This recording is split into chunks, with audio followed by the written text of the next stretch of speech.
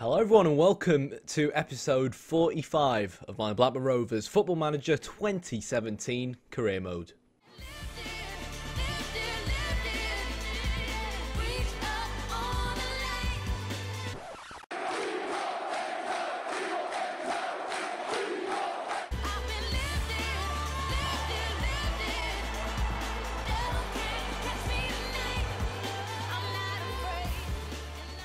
First of all, sorry for saying career mode again. I really don't even play FIFA that much. I don't understand why the term career mode is something that I'm kind of obsessed with when it comes to these weird intros, but yeah, it's just a thing. So, before we jump in, one thing I forgot to mention, which is kind of an important thing in the last episode when we looked at the end of the transfer window, was actually the fact that Danny Graham left us.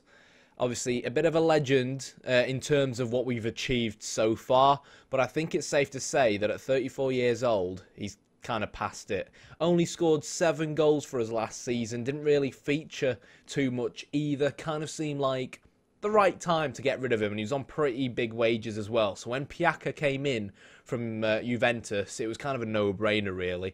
Ipswich Town in the Championship were willing to take him off our hands, where he's already scored 3 goals. Fair play to him. And, yeah, would have liked to get more money for him, really, when you consider how much he's done for us as a club. But he's 34 years old, so, you know. So, that to one side, let's take a look at what happened since our last 1-0 win against Man United. So, people with a good memory will remember that after Man United, we had to go away to Russia, to Moscow, to the Russian capital, and face Clarence Seedorf's CSK Moscow. And I'm telling you guys, this was a game and a half. You can probably see why. We went 3-0 down, right? 2-0 down going in at half-time. They then made it 3-0 in the 46th minute. And then after a Zubair Kniv own goal, we mounted the comeback of a lifetime and won the game. Downside though, Lucas Moura, you know, our big signing in the summer, has damaged his cruciate ligaments, which means he's now out for 8 months. So 145k a week, highest paid player at the club, valued at 29 million quid, dished out 20 million for him in the summer. Yeah, he's going to disappear for 8 months now. Fortunately for us, he's 27, so he's still got some years left in him. But, guys, it really is going to be a massive hit for us this season because a lot of how we play is kind of focused around this guy. But let's try and forget about Lucas Moura for now. He's gone for 8 months. He'll be back towards the end of the season. And let's take a look at some of these goals. So, as you can see, I've kind of got a new thing going on here. It's pretty cool, but this is a Europa League match. So for that reason, we probably want the Europa League scoreboard and probably BT Sports.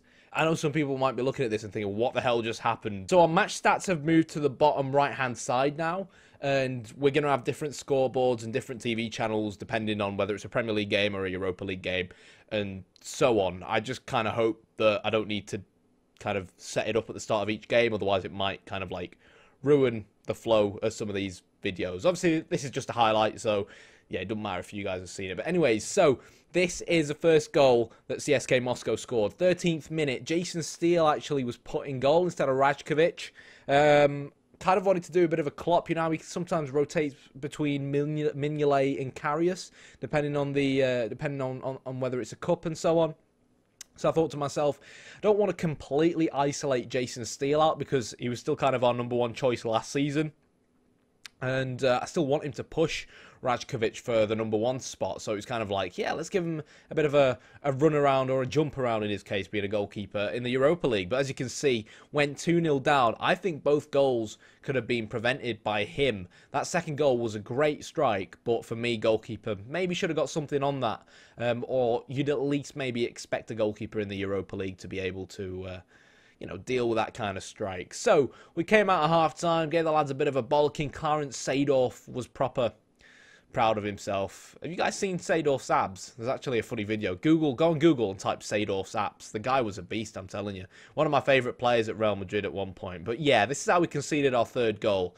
Not quite sure what Dumic was doing. Steele, once again, quite poor. One-on-one, so you didn't really expect him to save it, but considering he got a hand to that, you do feel like his hand was maybe a little bit too soft. What was really disappointing was the way that we conceded that goal in general. The Dumic really just messing up, and it kind of reminds me of Stoke early on in the season when Rajkovic and Kalas tripped over each other. We had another opportunity as well against Man United where they almost capitalised on a similar mistake. So I'm not really sure where these defensive mistakes are randomly coming from, because really, if you look at our defensive record this season, we've actually been pretty solid. It's just a shame that our centre-backs just keep making these mistakes. And I don't really think it's a concentration attribute issue either. But, as you can see, a very high line was being held by CSK Moscow. Their fullbacks kept bombing forward, and we went more direct. Changed our shape a little bit to go 2 up front, so rather than playing the 4-3-3, we actually played with more of a 4-1-2-1-2. 64th minute in, Andre Gray was subbed on for his pace and got his second goal of the season, which was awesome. Andre still not really sure whether or not he has a future at the club, given players like Nyang coming in, but as long as he keeps on hitting the back of the net like that, he'll always, as far as I'm concerned, have a place at the club. So, at this point, it's 3-2, and you know, with just over 20 minutes to go on the clock, you just know it's game on. CSK Moscow were nervous.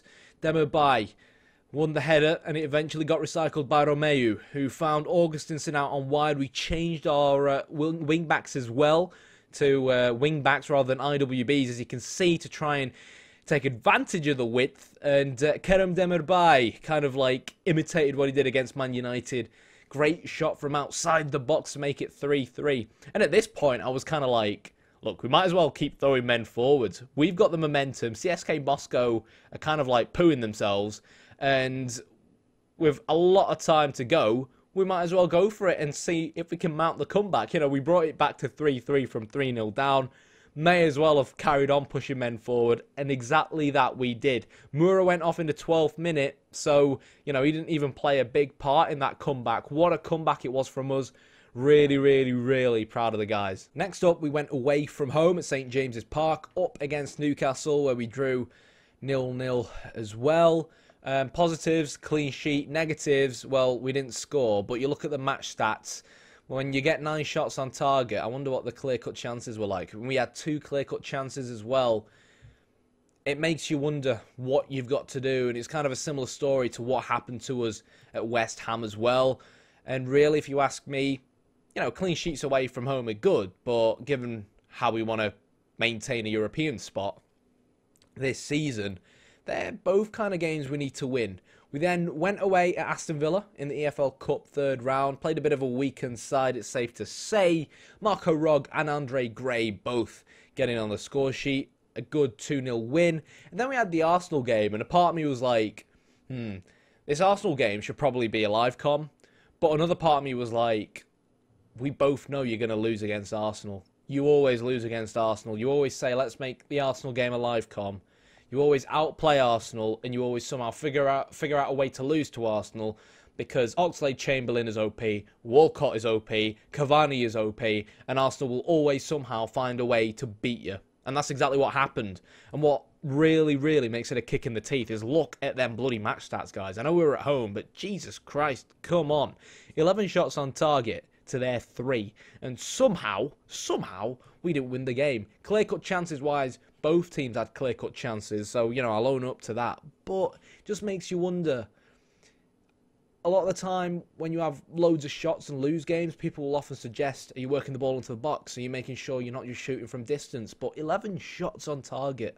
I think at the end of the day, it honestly just was Petr Cech being unbelievable, and that's why he got a rating of 7.7. Commentator said Arsenal's victory was never in doubt. I'm not quite sure what game he's watching, to be honest. And unfortunately, up until this point, that kind of concludes our Premier League form that has been really, really, really poor. It is going to be tough this season, competing on so many fronts at once. Competing in Europe, competing in the EFL Cup, competing in the FA Cup. I think the EFL Cup, even though we're the defending champions, I might just always field a weakened side and give the youngsters a run around, because our current schedule is just so hectic, guys. I've even had to lower training to a lower intensity level so that people stay fit. But anyway, so let's go back to the Premier League. As you can see, Arsenal, surprise, surprise, are top of the Premier League. Spurs only 2 points off. Liverpool defending champions with 16. Stoke and Leicester are floating up there alongside Villa, Everton and Watford as well. Man City down in 14th place. And, well, Derby's return to the Premier League isn't exactly going according to plan for the Rams there, is it? But I don't really care about them. We need to make sure that we can rack up some more points because we've dropped too many points away with some silly draws. But it's not going to be easy against Chelsea. They've not had a phenomenal start to the season either. We click on them. They lost to Liverpool, lost to Arsenal, lost to Everton. Luis Enrique, of course, current Barcelona manager, leaving them at the end of the season, is current Chelsea manager. We played well against Chelsea last season, but Carlo Cudicini was the manager, so this is going to be a completely different kettle of fish. They have sold Hazard, but they replaced him with Draxler. They've got Mbolo up front as well. Oscar out on the right. They still have a very good team, guys, so it is going to be a tough game. But we beat Man United in the last episode. We outplayed Arsenal. We pulled off the comeback against CSK Moscow. I see no reason as to why we can't take Chelsea on and at least walk away from the bridge with a point. So, on that note, I think I'm going to see you guys at Stamford Bridge. So, see you then. Ah, yes, and something else I forgot to tell you guys about. Our other best player of the season so far, in Kerem Demirbay, is also injured. He's torn his hamstring and won't be back for another 7 to 9 weeks. So, yeah, injury front is not looking great.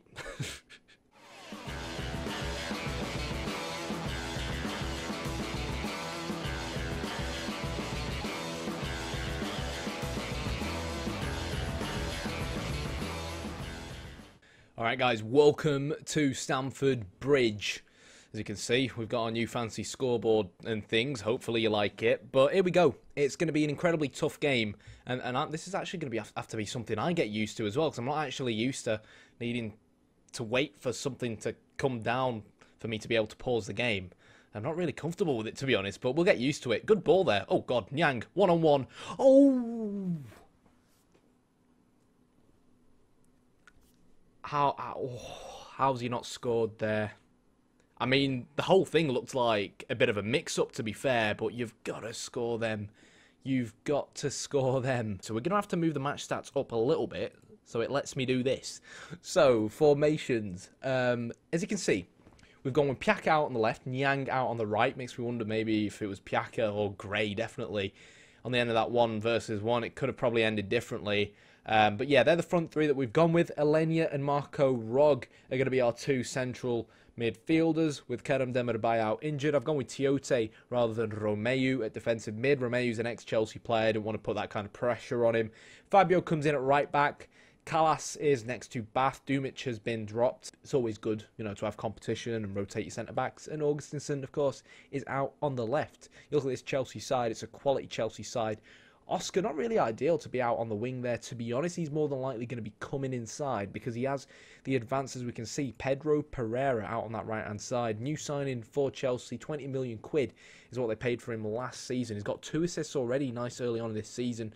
And really, it's very, very difficult to see any kind of weakness, really, in this Chelsea lineup. So we're going to have to play really well to, you know, get anything from the game. But we beat Man United, so if we just tweak as we go along, keep doing what we always do, you know, just take it bit by bit. So far so good, 30 minutes in, and it's not really looked too badly. It looks like we're going to actually go in at half time at 0-0. Well, that's a bit poor, isn't it? But yeah, okay, Chelsea are actually dominating the game now.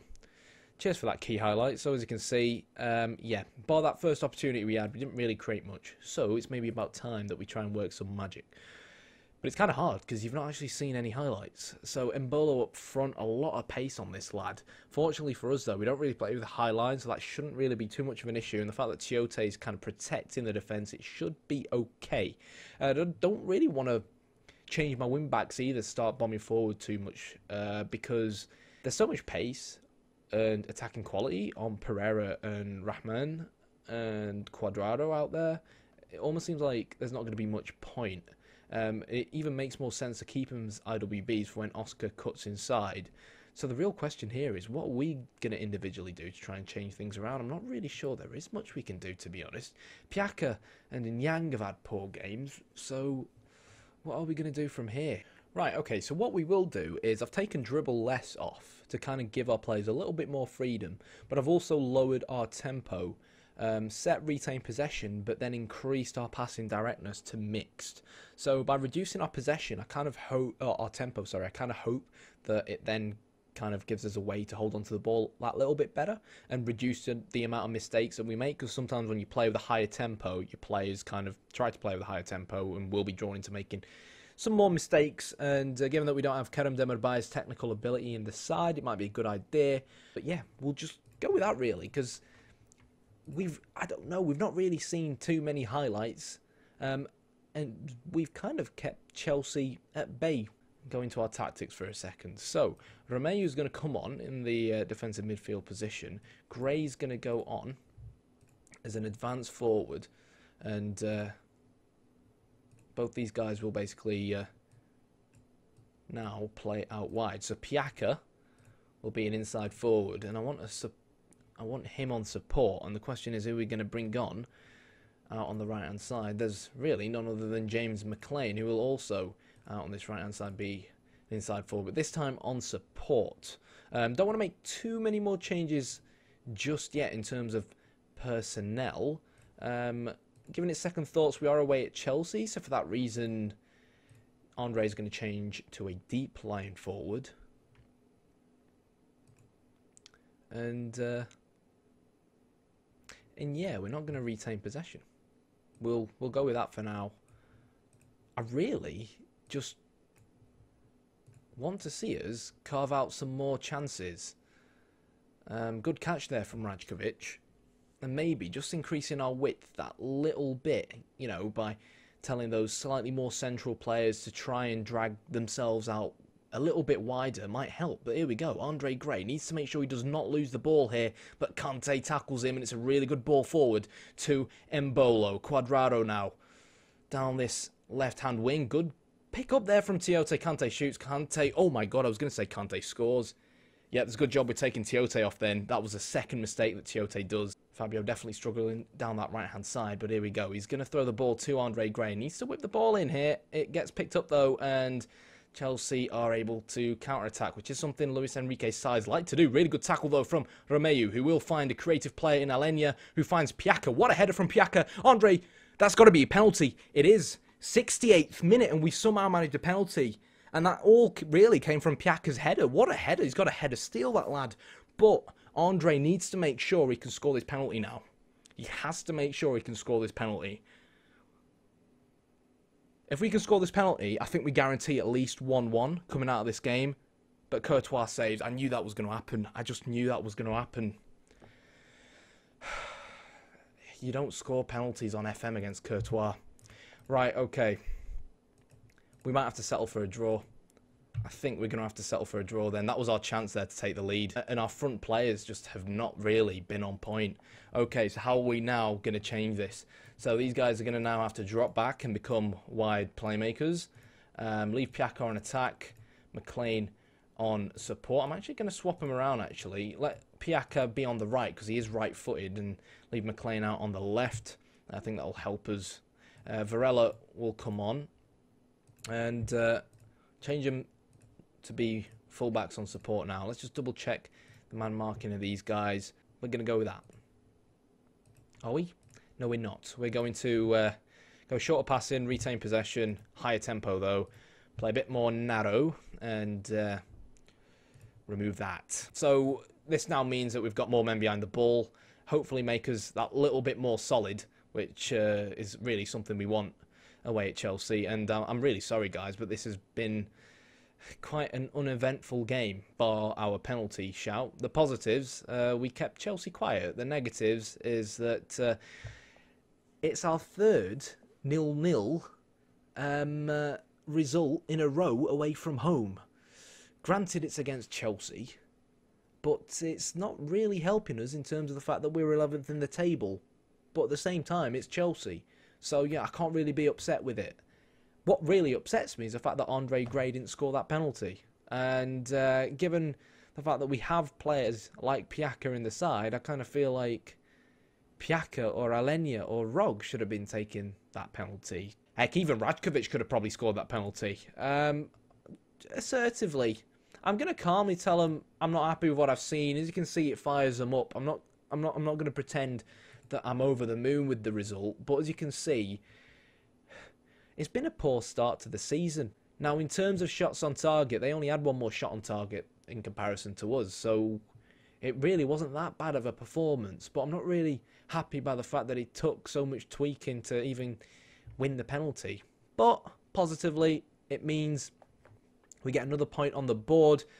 And now we've got Norwich at home. And for me, that's really a game where we have to get 3 points. So Premier League-wise, Norwich at home has to be 3.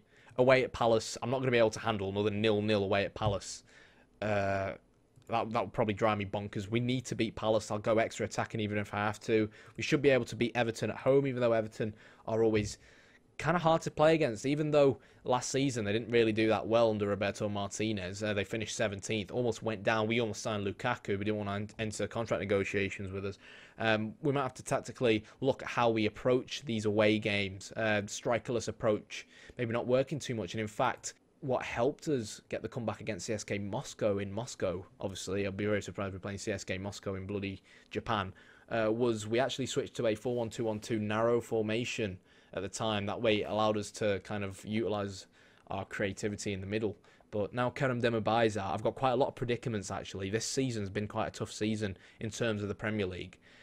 It's kind of like, it's hard, isn't it? Because it's like you want to do well in the Europa League, you want to do well in your cups, but the games just come thick and fast, and it's difficult to build up momentum and keep fresh legs, whilst other teams you play in the Premier League, like Chelsea, are they even in Europe? I don't think Chelsea are even... Yeah, Chelsea aren't even in Europe this season, you know what I mean? So, yeah, it is what it is. But, if you enjoyed the video, hit the like button, hit the subscribe button, and I'll probably see you guys for the AC Milan game at home. See you in the next episode.